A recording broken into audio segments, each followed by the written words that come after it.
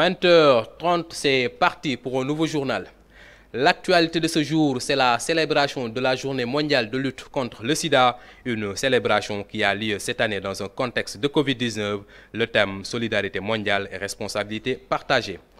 Autre célébration de ce jour, c'est les 12 ans de l'Alliance pour la République, le parti du président Macky Sall qui fait face aujourd'hui à un choc des ambitions. Le 1er décembre, c'est aussi la commémoration du massacre au camp Thiaroye, un massacre sur des tirailleurs sénégalais en 1944 alors qu'ils revenaient de la Seconde Guerre mondiale. Aujourd'hui encore, les familles des victimes réclament justice. Voilà pour les titres.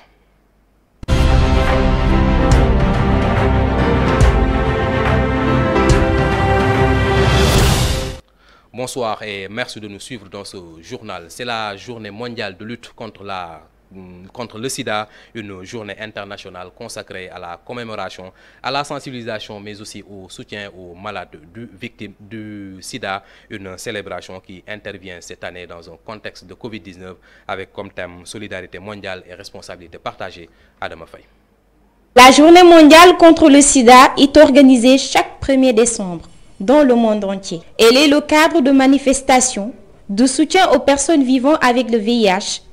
Elle commémore les victimes de maladies liées au sida. En 2020, la pandémie du Covid-19, ainsi que les répercussions des pandémies sur les vies et la subsistance des personnes ont monopolisé l'attention partout dans le monde. Mais n'empêche, une pensée pieuse est portée à l'égard des victimes du VIH-Sida. Chaque journée mondiale de lutte contre le sida est dédiée à un thème en particulier. Le slogan de cette édition 2020, Solidarité mondiale et responsabilité partagée, vient s'ajouter à une liste toujours plus longue de défis mis en avant par cette manifestation dans le monde. Cette journée a été la première journée internationale dédiée à la santé au niveau mondial. Chaque année, des agences des Nations Unies, des gouvernements et de la société civile s'unissent pour mettre en avant des aspects spécifiques au VIH. Des événements de sensibilisation s'organisent dans le monde entier. Le ruban rouge, signe universel de reconnaissance, de soutien et de solidarité envers les personnes vivant avec le VIH, est porté par de nombreuses personnes. La maladie du sida, donc, qui continue de faire des victimes partout à travers le monde. Et on reste dans le secteur de la santé avec le point sur la situation du coronavirus du jour. Ce mardi 1er décembre 2020, sur 680 tests réalisés, 18 sont revenus positifs, 12 sont issus de la transmission communautaire et les 6 restants sont des cas contacts. Aujourd'hui encore, aucun cas importé n'a été enregistré et aucun décès n'est aussi survenu ce lundi. C'est là le point sur la situation du coronavirus du jour, des chiffres qui nous parviennent du ministère de la Santé et de l'Action sociale. Ce mardi 1er décembre marque l'anniversaire de l'Alliance pour la République, une occasion pour la rédaction de IMTV de revenir sur les parcours, les exploits et les supplices du parti du président Macky Sall qui fait face aujourd'hui au choc des ambitions avec Fama Mbaye Diop. Né officiellement le 1er décembre 2008, c'était en vérité le point d'aboutissement historique d'un processus politique. Une date qui est marquée d'une pierre blanche dans les annales de l'histoire politique du Sénégal. Elle signe la naissance de l'Alliance pour la République, APR, notamment grâce à cette figure emblématique qu'est le président Macky Sall. L'histoire de l'APR, comme toute autre histoire, est brandie avec son lot de ratés, des conquêtes remportées haut la main, des frustrations coexistantes avec des joies précaires, des illustrations salutaires et des défis prometteurs relevés avec ardeur et abnégation. Aujourd'hui, les péripéties qui jalonnent la vie politique du Sénégal sont depuis quelques années suscitées, animées et réorientées par l'APR. Dans sa quête d'intelligibilité du phénomène Macky Sall, ce que beaucoup d'analystes ou politistes ne soulignent pas souvent, c'est que l'actuel président de la République et le président de l'APR a apporté une nouvelle stratégie à sa nouvelle communication, de puissants outils d'identité visuelle ayant une continuité sémique et graphique. Aujourd'hui encore, face à ses militants, il a fait preuve d'engagement et de dévouement envers le parti. Fama Mbaye Diop qui a donc manqué de souhaiter un joyeux anniversaire au président Macky Sall. Et on reste toujours dans la politique. Ousmane Sonko reste et restera dans l'opposition. C'est lui-même qui l'a déclaré dans un entretien où il n'a pas hésité à critiquer les décisions des acteurs politiques qu'il qualifie de combine. Selon le leader du PASTEF, le pouvoir ne se donne pas gratuitement et ne se négocie pas. Il s'obtient par le combat politique. Sonko a également rebondi sur la question du chef de l'opposition et déclare que ce statut est inutile. Au terme de sa traduction ce lundi devant le Conseil supérieur de la magistrature, de la magistrature statuant en matière disciplinaire, Souleymane Teliko a été blâmé. Il a ainsi écopé d'une peine douce prévue par l'article 20 du statut des magistrats. Awa Fatou Diagne nous en dit plus. C'est ce 30 novembre que le président de l'Union des magistrats du Sénégal, UMS, faisait face au conseil de discipline du Conseil supérieur de la magistrature. À l'issue de la citation, il a été infligé à Souleymane Teliko un blâme. C'est le deuxième degré de sanction administrative après l'avertissement. Ainsi, le juge Teliko échappe à la radiation, de même qu'à la rétrogradation. Le magistrat a été entendu par 15 de ses pairs désignés à cet effet pour qu'il soit fixé sur son sort. L'audience a été ouverte vers les coups de 10 heures et aura duré plus de 10 tours d'horloge. Sur les raisons pour lesquelles l'audience a tiré en longueur, c'est en raison de la longue liste des avocats du mis en cause. Après une première audition par les enquêteurs de l'inspection générale de l'administration de la justice IGAJ, le dossier impliquant le juge Teliko a été transmis devant la formation disciplinaire du Conseil supérieur de la magistrature, CSM. Pour rappel, le juge a été convoqué le 19 octobre à Ziguinchor.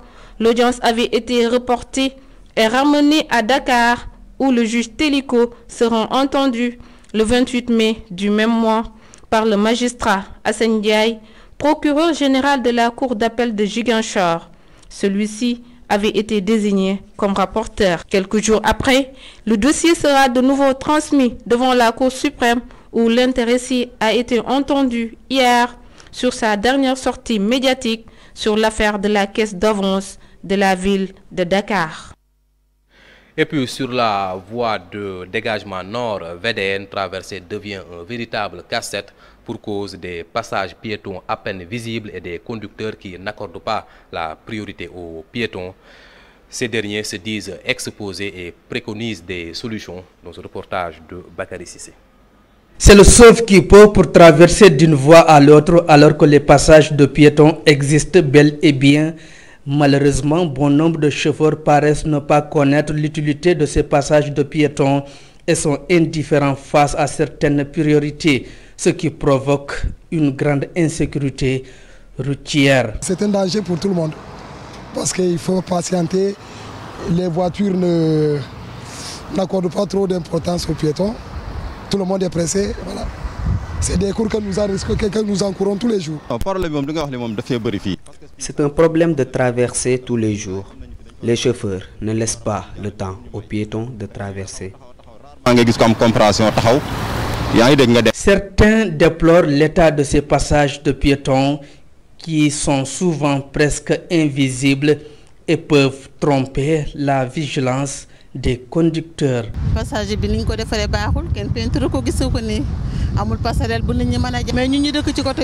L'état dans lequel se trouve le passage de piétons n'est pas bon. Nous qui habitons aux environs, la traversée devient difficile. Toutefois, des solutions sont dégagées pour mettre à l'abri les populations sur la traversée. La solution c'est quoi? C'est de mettre des passerelles pour permettre aux gens de circuler en toute sécurité. Le constat est unanime. Sur la voie de dégagement nord, la traversée devient un vrai casse-tête. L'absence de passerelle, le non-respect des passages de piétons provoque l'insécurité de plus en plus. Et puis le constat est général, la lecture perd de plus en plus sa valeur. Les étudiants ne tiennent plus les livres classiques entre les mains, surtout avec l'avènement de la lecture numérique. Ainsi, le niveau de ces apprenants ne cesse de baisser. Modou Diouf. Moins d'acquisition de connaissances, la lecture perd de plus en plus sa valeur. Aujourd'hui, les étudiants préfèrent de loin l'image au livre. Une situation qui engendre un niveau de baisse des étudiants. Évidemment, ça c'est le constat et c'est un constat qui est d'ailleurs général. Les étudiants ne lisent plus, c'est pourquoi la majorité d'entre eux ne sait pas s'exprimer bien en français. Et cela est dû au fait qu'ils ne lisent plus. Parce que la lecture te permet d'avoir, n'est-ce pas, un bon répertoire de vocabulaire, mais également elle te permet de savoir la signification de certains mots et de pouvoir t'exprimer. Aujourd'hui, beaucoup d'étudiants préfèrent la lecture numérique au détriment des livres classiques. Oui, bon, je pense que ce phénomène s'explique par le fait qu'il y a le net. Les étudiants aujourd'hui, au lieu, puisqu'ils ne peuvent pas manquer de connexion, au lieu d'acheter les livres qui ne sont pas au programme, ils préfèrent, s'ils en ont besoin, d'aller directement les lire sur la version numérique sur le net. Avec l'avènement de la nouvelle technologie, la lecture numérique va même jusqu'à impacter sur la vente de ces livres classiques. Peu d'étudiants qui lisent les livres qui ne sont pas des programmes, peu. Les développements personnels, on les lit, mais la plupart des étudiants préfèrent télécharger des livres et les lire. Bon, c'est pour cela que vraiment il y a une peine pour vendre les livres maintenant, quoi. C'est difficile. La lecture devient un plat amer pour bon nombre d'apprenants. Pourtant, les outils pour accueillir ce savoir sont bel et bien accessibles à tous. Et puis en bref, 1er décembre 1944, le Sénégal qui continue de se souvenir du massacre de Thiaroye, un événement poignant qui s'est déroulé au camp militaire de Thiaroye, d'où d'anciens prisonniers sénégalais de la Seconde Guerre mondiale ont été cruellement massacrés par des gendarmes français. Aujourd'hui, en ce jour d'anniversaire, des familles des victimes réclament justice. C'était en bref dans ce journal et on s'attaque à l'actualité internationale avec les présidentielles américaines. Donald Trump qui continue toujours de contester, même après l'officialisation de la victoire de Joe Biden dans l'Arizona et dans le Michigan. Ce lundi 30 novembre, le prédécesseur de Joe Biden mise sur le coup de taillade judiciaire plus que improbable que jamais. Cependant, le locataire de la Maison-Blanche indique que le temps presse et que les collèges électoraux doivent voter officiellement le 14 décembre prochain. Voilà, c'est cette actualité internationale sur les présidentielles aux États-Unis qui met un terme à ce journal que nous avons eu le plaisir de vous présenter. La grande édition d'information revient demain à 20h30. Merci de nous avoir suivis. Bonsoir.